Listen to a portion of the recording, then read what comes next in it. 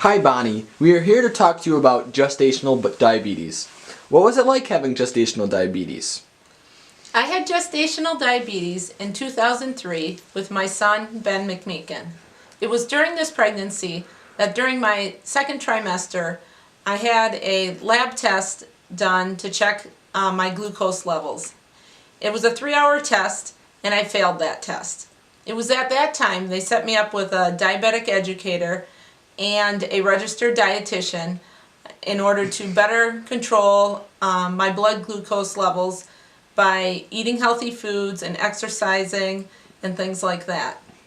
They set me up with a diabetes daily record.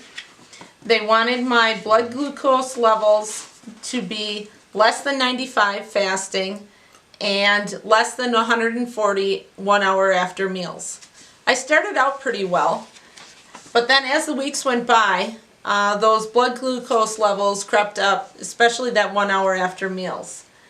I did have a car accident where I was rear-ended, and that did cause an increased level back in July 19th. And then I continued to eat healthy foods and watch my diet, exercise, and it wasn't until August 9th that I had a few more high levels and they put me on 3 units of insulin. I took the 3 units of insulin each day before breakfast and continued on that regimen all the way through August until August 30th. It was on August 30th that they increased the insulin to 5 units to keep those blood glucose levels in a normal range. After Ben was born, my blood glucose returned to normal. It was a little hard, in fact, to get used to using the blood glucose monitor, pricking my finger, checking my blood sugars, recording the values, and giving myself insulin. But as the weeks went on, it got a little easier. They did say that I was in an increased risk for type 2 diabetes because I had gestational diabetes. And so I continued to get my blood sugar checked on a yearly basis and also exercise to keep my weight down.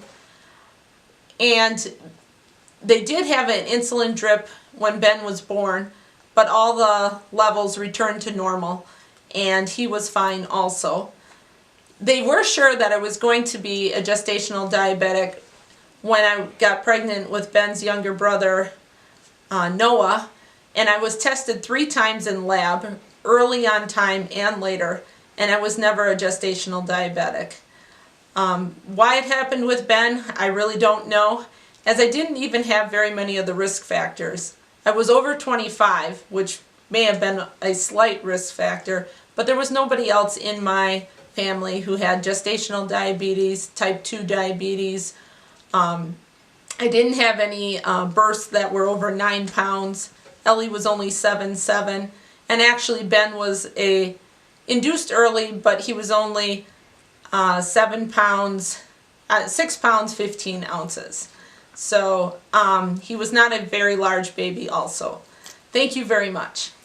Thanks for sharing your info on gestational diabetes. We really enjoyed the info.